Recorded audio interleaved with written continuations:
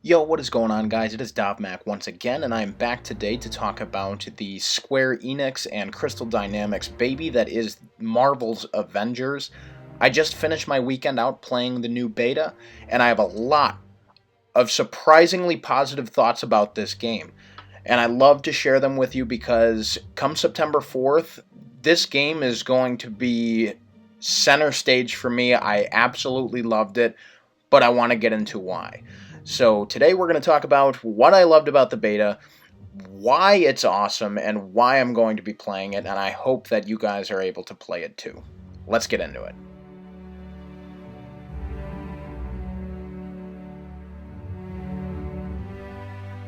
The reason I said I was surprised at how much I loved this beta is because a couple of weeks ago, when the second Avengers War Table came out, and even after the first War Table, which is how Square Enix and Crystal Dynamics are releasing information on this game, I honestly thought that the gameplay, it didn't look like anything spectacular. It seemed like something we had seen before with, not too much of graphical improvements of the previous generation. But I wanted to give the beta a chance, and I wanted to give this game a chance because it's Marvel. It's the Avengers. I mean, what could possibly suck about these characters? So I wanted to give this game a chance, regardless of what I thought about the initial gameplay, and I don't like to judge a game until I play it myself. So I pre-ordered this game, and knowing that it would get a free upgrade to PS5, so that is also positive to this game. It will be a free upgrade to the next generation with those two consoles, the Xbox Series X, as well as the PlayStation 5 coming out this fall. But one of my favorite games of all time is Marvel Ultimate Alliance. It's kind of still the premier teamed-up Marvel game that you could play back into the PS2, PS3, Xbox, and Xbox 360 era.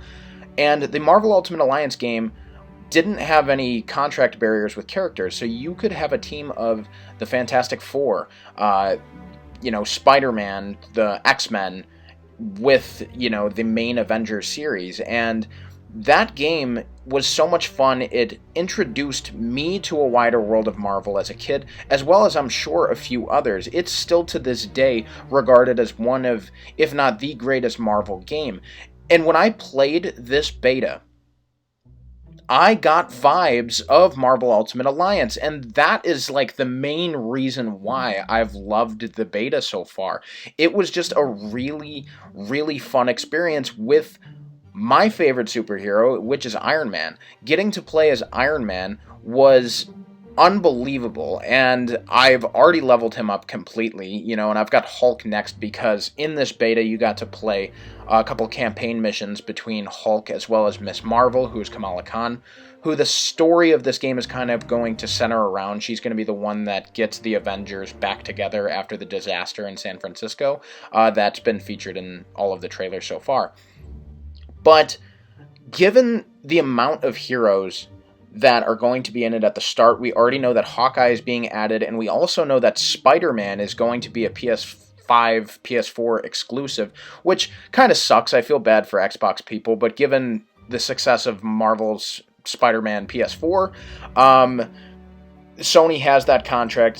The PlayStation is a Sony console, of course, so Spider-Man's access is only going to be on the PlayStation. That kind of sucks. I feel bad for the Xbox players in that aspect, but given the roster of heroes that this game should have, given eventually we also get the Fantastic Four and X-Men at some point in time, this game has all the momentum in the world to be a next-gen Marvel Ultimate Alliance.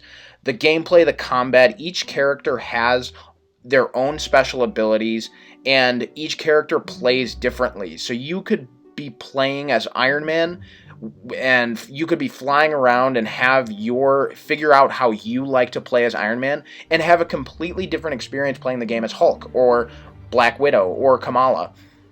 The game plays differently, so regardless of who you are as a character, the game is going to feel different. So far, if you played through the beta as two different characters and ran through all of the missions, you basically played two different games because the characters do not all control the same, and that is something that is so awesome and does remind me of Ultimate Alliance to that extent. Just the diversity of the characters as well as how they play. It's just something that makes this game so awesome.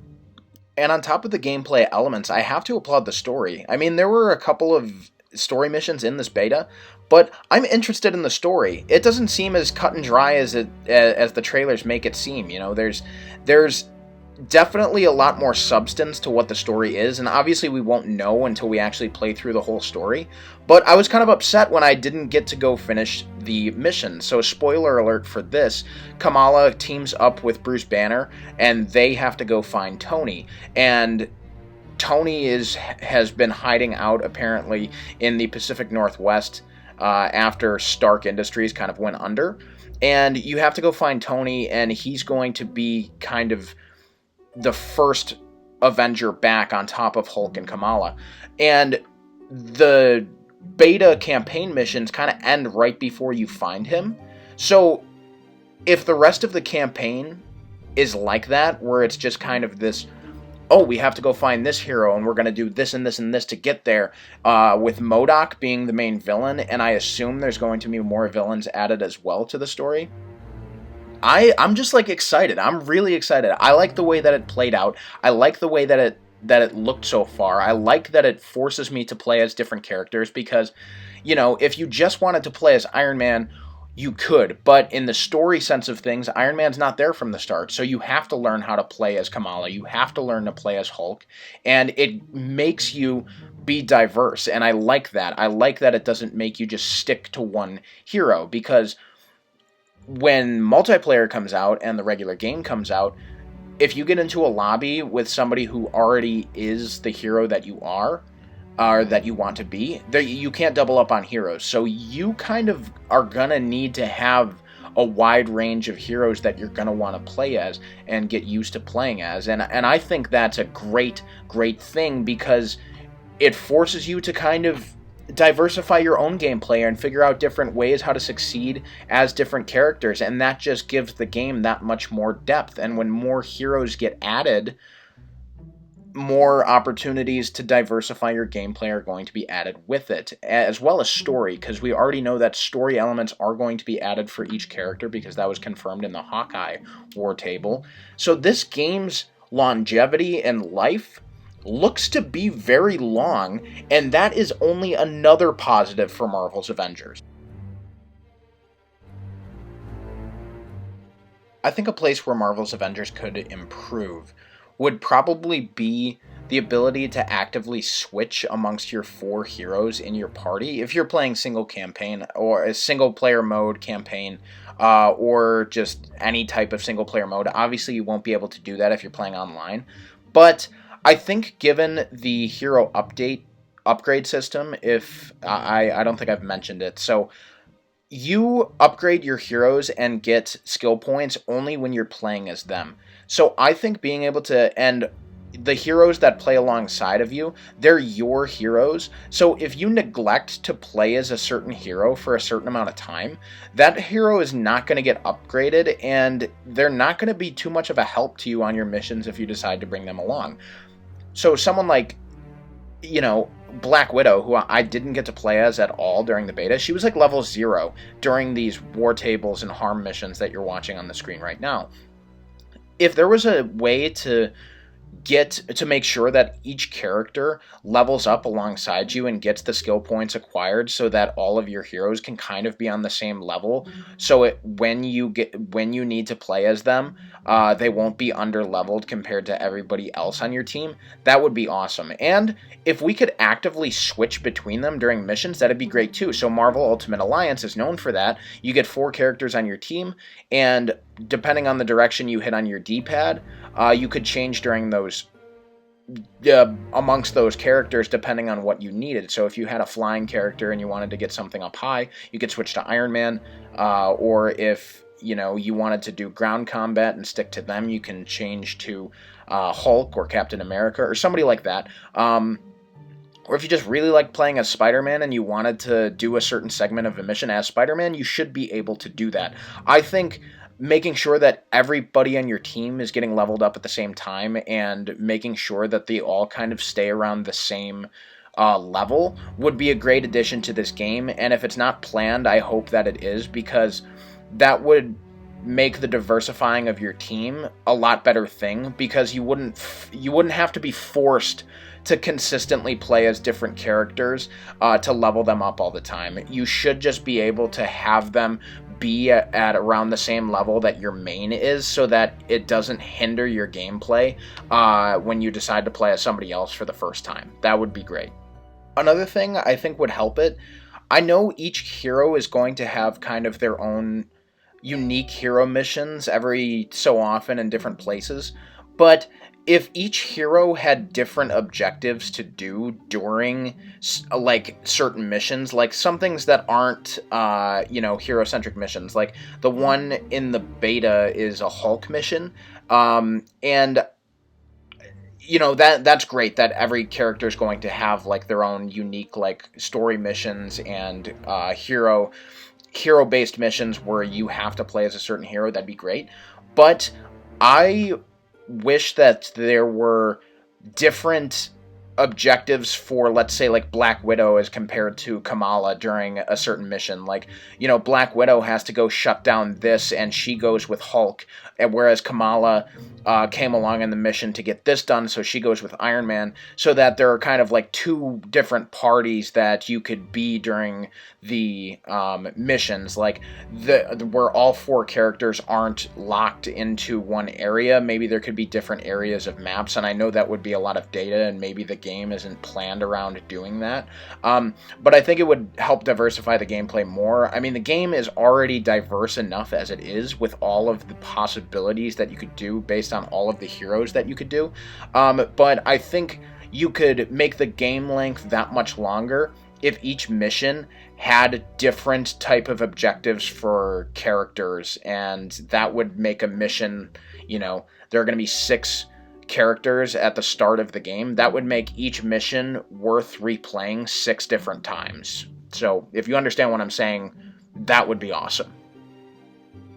I think generally, the Marvel Avengers by Crystal Dynamics and Square Enix, of course I love Square Enix on this channel, I think this is a very awesome game, surprisingly awesome, given the kind of hate it was getting for its trailers.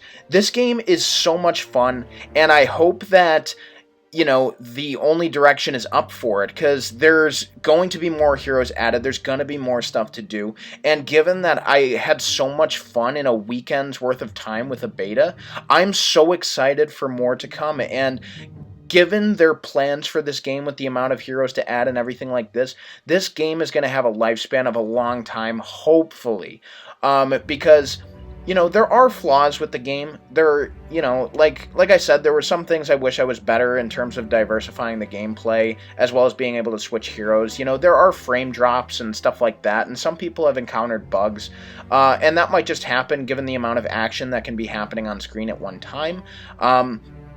But at the same time, this game is just kind of, I wouldn't call it dumb fun, but let's call it dumb fun. It's just awesome. It's superheroes. They didn't screw this up. This was an awesomely fun beta, and I can't wait to play the full game. If everything comes to fruition and all of the characters being added is just great, awesome fun and awesome to play together, then this game's lifespan is magnificent.